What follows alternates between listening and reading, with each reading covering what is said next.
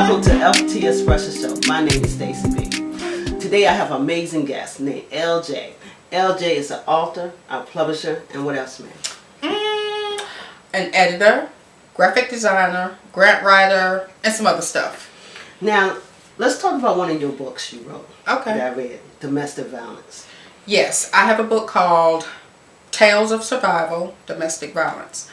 And the book it's a resource guide, basically. I have, the first part of the book is stories of actual survival from domestic abuse. And then the majority of the book, the last part of the book, talks about safety tips, signs to recognize domestic violence, because there are several different kinds that people don't realize, myths, prevention, and national resources to help people get out of situations where they're being abused.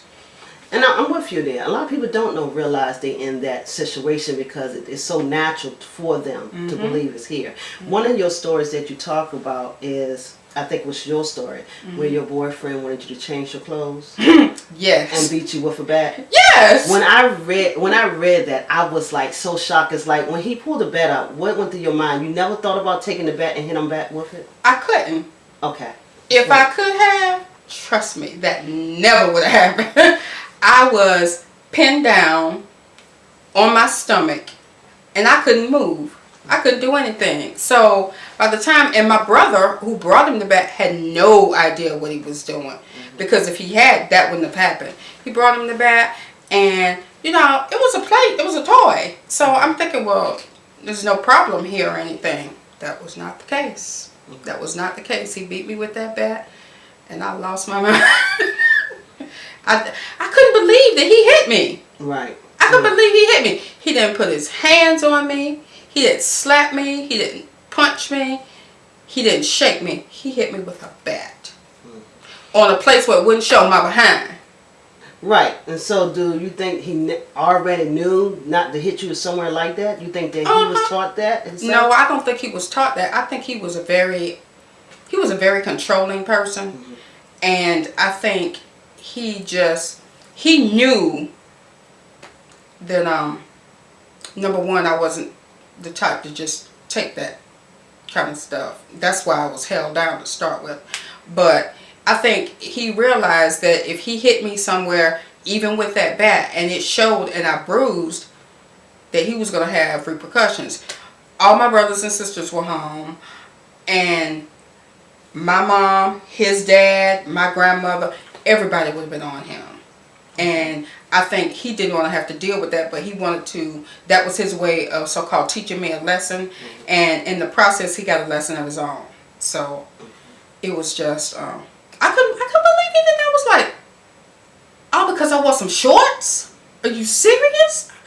It was amazing, but that made me realize I need to get out of this relationship with him, because it's only going to get worse. Right. If we're teenagers in high school and he did this, what's he going to do if we get married? Because he was my fiance at the time. What's he going to do if I really do something that he doesn't like? How far is he going to take it? And is it going to be something so severe that I don't survive? So I thought about that, and it wasn't too long before I broke off with him. Now, when you say he controlling, both of us could be controlling. Women and men are also could be controlling. Right. They're not realizing a woman could go and smack a dude behind the back of his head and thinking that's not abuse. You know what I'm saying?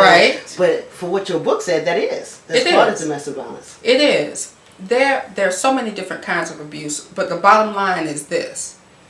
There is no reason to put your hands on another human being other than self-defense. That's it. That's it? That's it. All right. If you are not defending yourself to save your life, you have no right hitting someone else. I don't care if they ticked you off to the highest level. I don't care if they throw hot water on you. If you are not defending your life, you don't have the right to hit another human being. You don't have the right to hit an animal either, for that matter, but still, you know. I couldn't, in doing the research for this book, I discovered that there was not only physical abuse, but also psychological and emotional. And financial abuse. You know, if you have a husband who says to you, a part of his control, I don't want you to spend any money without checking with me. Okay? Fine. You're on a budget. That's fine. But if he also says, I control all the money, in other words, he does not let you have access to any money at all, your name is not on the checking account, you can't go to the grocery store until you get the money from him, or he goes to the grocery store with you and pays for everything, that's a problem. Because that's more than a budgetary thing. That's control. And 9 times out of 10, people who are violent or who are abusive domestically, it's a matter of control. Okay. Which goes back to bullying. So wow, it's all connected. Going on all day now.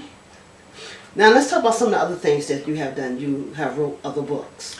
I have. I live with multiple sclerosis, and I have a book called Bad Nerves, all about MS. And the reason why it's called Bad Nerves is because that's how I used to explain what MS is to my children when they were smaller. They were like 4 and 6 when I got diagnosed. So because they couldn't go into the, medical jargon and all that stuff, I said, just tell people that your mom has bad nerves. And it was real easy for them to do that. So that's what I named my book. And it basically, it's like the domestic violence book. There are stories in the beginning, diagnosis stories, mine and 2 other people. There are interviews with healthcare professionals, internationally known neurologist, which happens to be my doctor, a nurse, a physical therapist, and 3 or 4 caregivers.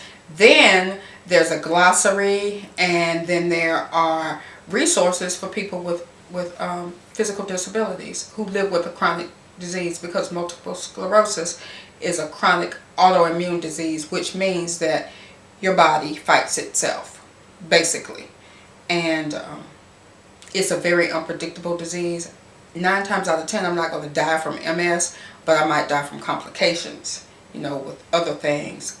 It might complicate that and I might expire, but I'm not going anywhere. I got stuff to do. Yeah, you say you have MS and you said it's a chronic disease, but you can't tell you have MS. I know, right? So how do they know the signs right away they have MS, or do they have to be tested for it? You have to You have to be tested. I had no idea that I had MS until this was before the internet when I got diagnosed. I woke up one morning and I had these tingling. It felt like I was being stuck with pins and needles in my legs and stuff, and I was like, this is really strange. So we went to the doctor, and the doctor was like, okay. So they did some testing and everything. He did what was called a nerve conduction study. And according to this particular neurologist, a neurologist is the only one who can diagnose MS, as a matter of fact. No other doctor can. This particular doctor said that I had a stress conversion reaction is what he said. So he encouraged us to get a second opinion, because my mother and I were like, no. It took me 30 minutes to walk into your office on a walker, and I had to physically pick my pants leg up to move my foot from one location to the other. That's not stress. That's something physically wrong with me. So we got a second opinion, and the second doctor, Dr. D. Michelle, he did an MRI, and he did it with contrast. And the one place that the other doctor had not gotten MRI results on, he didn't take film on, that's where the MS plaque is, and it was no bigger than my pinky fingernail. But it caused me so much trouble. I could not walk. My vision in my left eye was almost completely gone. I didn't have any use of my left arm. It was devastating when I first got diagnosed, because it happened all of a sudden. I woke up one morning, I tried to get out of bed, I couldn't, I fell flat on the floor. Flat on the floor. And I was like, I need to sweep under this bed. That's what I saw. I was like, get under here. But anyway, my husband, I was home because they thought I had the old-fashioned flu, where it takes you 6 weeks to get over it, blah, blah, blah, blah. That's what they thought I had, so I was home from work. And my husband was checking on me back and forth. Fortunately, he had a job that allowed him to do that. But that's not what it was. It was the MS. And so finally, when this neurologist saw me, I got the diagnosis and everything, he said to me, he said it's going to be one of two things. You're either going to have MS or it's going to be a brain tumor in your C-spine. Because he had seen the film, but he hadn't read the report yet. And he told me that. And I was praying for the brain tumor because I was thinking, okay, if it's not malignant, they can shave my head, operate, take that on out, and I'm good. The hair will grow back. But I knew if it was MS, that it was going to be lifelong because there's no cure for it, and that it was going to be unpredictable. And I had 2 small kids to raise and a husband, and I'm thinking to myself, my whole world is going to be turned upside down.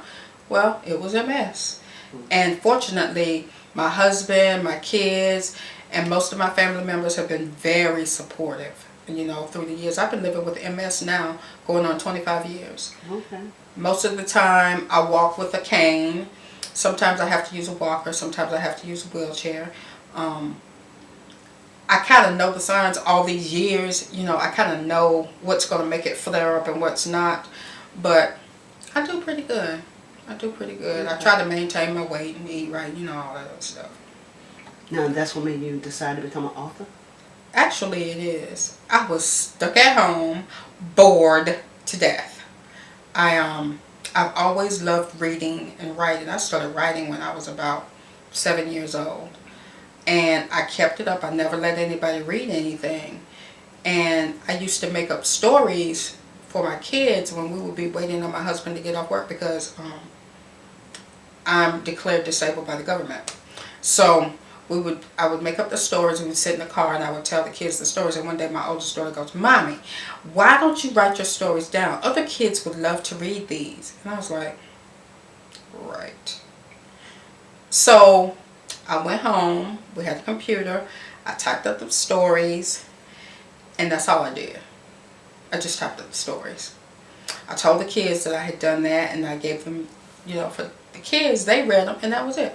I want you to know my oldest daughter, she must have been about 10. She went around the neighborhood, grabbed up all their friends. I mean, I had like 15 kids in my living room. And she was like, "Ma, go get your stories. I want you to read one of your stories." And I was like, "To who?" She said, "To the kids." Whatever. Okay. Got the story. When I tell you those kids absolutely loved them. She said, "See, Mommy, I told you other kids like your stories." Okay, she was 10.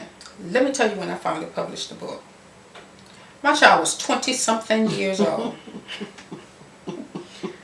And that's why I say procrastination is the foundation of failure and missed opportunities. I procrastinated all that time. It took my kids saying to me, "Mommy, you're going to die and we're never going to have a copy of the book." And I published the book, but I don't push it. Right. Because I mainly did that just, you know, for them. But I finally got it done, and I saw, it made me feel so good to do that. You know, it wasn't just that it was a book that I wrote for my kids. It was, I really like doing this. And that just started the ball rolling. Okay. And you have several books out there, right? I do. I have that book. I have a poetry book first, but we're not going to talk about that. And then I have that book, which is called What Is This World Coming To? It's a collection of short stories for young adults. Then I have Bad Nerves, all about MS. Then I have Tales of Survival, Domestic Violence. Those are all my nonfiction books. Okay. Then I have a fiction series called Kidnapped in Love, which I call it the Kill series, KIL. I have book 1 and book 2. I'm thinking about doing a book 3, but I haven't quite decided yet. I don't know. We'll see what the response is on that one. But it's a story where a husband tried to find out something about his wife and it backfired. And he ends up DEAD. The person that he tried to use to set up his wife ends up DEAD, and the wife is just going around scot-free, but she gets hers in book 2. All right. So you know, gotta grab that book and check it out. Grab that one. It's very suspenseful. The first book was quite short. It was a novelette, actually, but the second book, Kidnapped in Love 2, Backfire, is considerably longer. It's over 200 pages. Okay. And then I think I might do a book 3. Like I said, I'm up in the air on that one. I'll see what the response is on it. Now, also, you edit for people. I you do. help ghostwrite for I other people do. and stuff like that. How do you balance all that? That's a good question. With the schedule today, you know, you go to so much, time go by so fast. Yeah. So how do you balance? I do schedule things. The first thing I do before I get up out of my bed, the first thing is I do my devotional. And then if it's a good day and I can actually get up out of my bed and go to my office, then I have 2 hours for checking my emails and setting up things. Then I take a little break somewhere around there. Get something to eat. I try to. Then, that doesn't always happen. Then I have a, right after lunch, from lunch to 3 o'clock, that's where I'm hard at work. I'm doing the editing jobs that people want me to do. I am doing graphic design. I'm working on projects. I'm organizing, and I'm doing action plans because I also help businesses get started, nonprofits and so forth get started. So because I do so many things, if a client comes to me and they ask me about helping them with something, I will look at my schedule, see how many projects I actually have that I would give to mine. I don't take it on at that particular time because I don't think it would be fair to them. They would not be getting the best quality work. It would be rushed, and that is unfair to any client. I wouldn't want it done to me, so I don't want to do it to anybody else.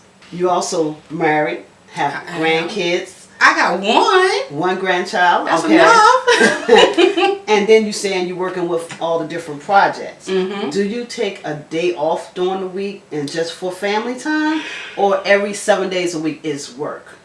Well, because my office is in my home, it would be easy to just work every 7 days, but I love my family, and I especially love my husband, so my schedule revolves around his schedule. If his schedule, he usually works Monday through Friday, and so that's what I work, Monday through Friday with weekends off. But if his schedule changes, then my schedule changes, and I let my clients know accordingly. You know, I let them know the days and the hours so that they will understand, okay, look, after this time, I don't need to call her, or before this time, I don't need to call her. And they understand that if they send me an email after my business hours, I'll get back to you the next business day, because I have to have a cutoff. If I don't, then people just run over you, whether they realize it or not. They do. Well, that's every business should have that, correct? Every business should have that. And I look at it like this. If you have a brick and mortar location, okay, if a client comes in, say you have a cleaners, client comes in, wants to get a dress cleaned.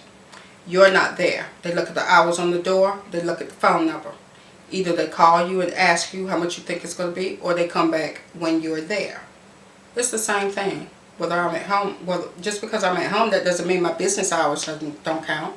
So if you call me and it's after my business hours, I'm not going to answer the phone. You can leave a voicemail. You can send me an email, but I'm not going to respond until the next business day.